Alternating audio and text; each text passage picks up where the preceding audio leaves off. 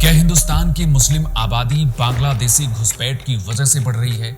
मैं पश्चिम बंगाल की जनता को भरोसा दिलाना चाहता हूं, हम डिटेक्ट, डिलीट और डिपोर्ट ये पॉलिसी के तहत चुन कर एक एक घुसपैठियों को बंगाल के बाहर निकालने का काम करेंगे। Operation Detect, Delete, Deport is in full force in West Bengal 2 weeks after taking charge. सरकार कहती है कि घुसपैठ से देश की डेमोग्राफी बदल रही है। विपक्ष कहता है कि यह डर की राजनीति है, लेकिन आंकड़े क्या कहते हैं? भारत बांग्लादेश सीमा 4096.7 किलोमीटर लंबी है।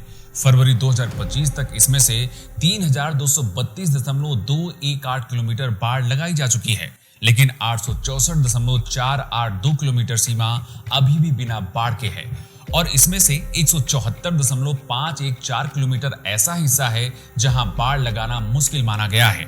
मई 2026 में 3 घटनाएं एक साथ सामने आती हैं।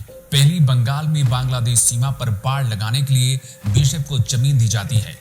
दूसरी, अमित शाह पाकिस्तान और बांग्लादेश सीमा पर स्मार्ट बॉर्डर यानी तकनीकी वाली सीमा सुरक्षा की घोषणा करते हैं। तीसरी, केंद्र सरकार अननेचुरल डेमोग्राफी चेंज यानी असामान्य आबादी बदलाव पर हाई लेवल कमेटी बनाती है। प्रधानमंत्री मोदी पहले ही लाल किले से कह चुके हैं कि घुसपैठिए युवाओं और आदिवासियों के अधिकार छीन रहे हैं। अमित शाह इसे राष्ट्रीय सुरक्षा के लिए खतरा बताते हैं। शुभेंदु अधिकारी जैसे मुख्यमंत्री बंगाल में डिटेक्ट, डिलीट, डिपोर्ट पर काम कर रहे हैं। असम में पहले ही इस पर काम शुरू हो चुका है। तो क्या देश में कुछ बड़ा करने की तैयारी हो चुकी है, जिसमें मोदी सरकार बड़ी तेजी से काम कर रही है? अननेचुरल डेमोग्राफिक चेंज के लिए सरकार ने जो हाई लेवल कमेटी बनाई है, इस कमेटी का काम सिर्फ स्टडी करना नहीं है। ये अवैध घुसपैठ, असामान्य बस्ती पैटर्न, धार्मिक और सामाजिक समुदायों में आबादी का बदलाव पर रिपोर्ट तैयार करेगी और ये सरकार को बताएगी कि देश में क्या चल रहा है। यानी सरकार सिर्फ बयान नहीं दे रही, इस पर काम भी बड़ी तेजी से कर रही है। लेकिन इस कहानी की शुरुआत 2026 से शुरू नहीं हुई। इसकी शुरुआत वर्ष 1947 में तब हुई जब अंग्रेजों ने भारत का विभाजन किया। इससे पाकिस्तान बना 2 हिस्सों में, एक पश्चिमी पाकिस्तान जो आज का पाकिस्तान है और दूसरा पूर्वी पाकिस्तान जो आज का बांग्लादेश है। विभाजन के समय करीब 1.5 करोड़ लोग विस्थापित हुए दोनों तरफ से। लाखों मुस्लिम पूर्वी पाकिस्तान गए, लाखों हिंदू भारत आए। फिर आया 1971 में पूर्वी पाकिस्तान ने पाकिस्तान से आजादी के लिए जंग लड़ी। भारत ने इसमें सैन्य मदद की। इस जंग के दौरान लगभग 1 करोड़ शरणार्थी भारत आए। उस दौरान भारत ने सभी को मानवीय आधार पर शरण दी। युद्ध तो खत्म हुआ, लेकिन सवाल खत्म नहीं हुए। असम में इसी बढ़ती घुसपैठ की वजह से वर्ष 1979 में ऑल असम स्टूडेंट यूनियन ने आंदोलन शुरू किया।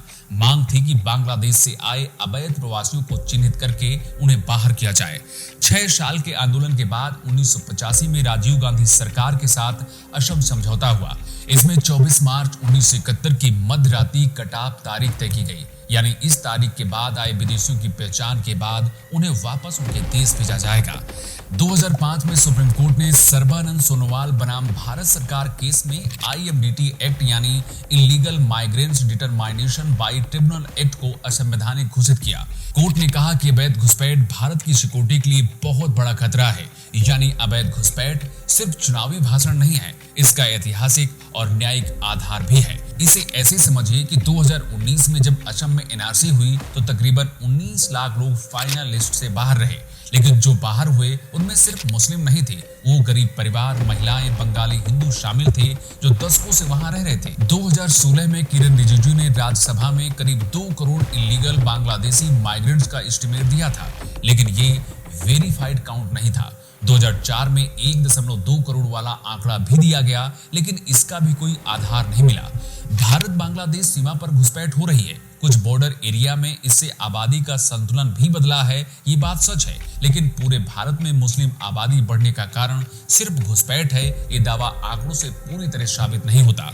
तो फिर इतना बड़ा राजनीतिक तूफान क्यों मचा हुआ है, इसे भी समझिए। अब आते हैं उस सवाल पर जिसकी चर्चा सबसे ज्यादा हो रही है कि घुसपैठ की वजह से देश में मुस्लिमों की आबादी तेजी से बढ़ रही है। राजनीतिक मंचों से कई बार कहा जाता है कि भारत में 2 करोड़, 5 करोड़, यहाँ तक कि 6 करोड़ अवैध बांग्लादेशी हैं, लेकिन इन दावों का कोई आधिकारिक स्रोत नहीं है।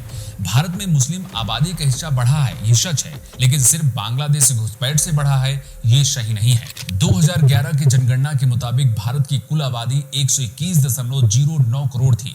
इसमें से हिंदू 96.63 करोड़ यानी 79.8% थे, जबकि मुस्लिम आबादी 17.22 करोड़ यानी करीब 14.2% थी। 2001 से 2011 के बीच हिंदू आबादी की वृद्धि दर 16.8% रही है, जबकि मुस्लिम आबादी की वृद्धि दर 24.6% थी। हिंदुस्तान में मुस्लिम आबादी बढ़ने के पीछे जन्म दर, गरीबी, शिक्षा और स्वास्थ्य जैसी चीजों का बड़ा रोल रहा है। इसलिए पूरे देश की मुस्लिम आबादी को सिर्फ घुसपैठ से जोड़ना यह अधूरा निष्कर्ष होगा।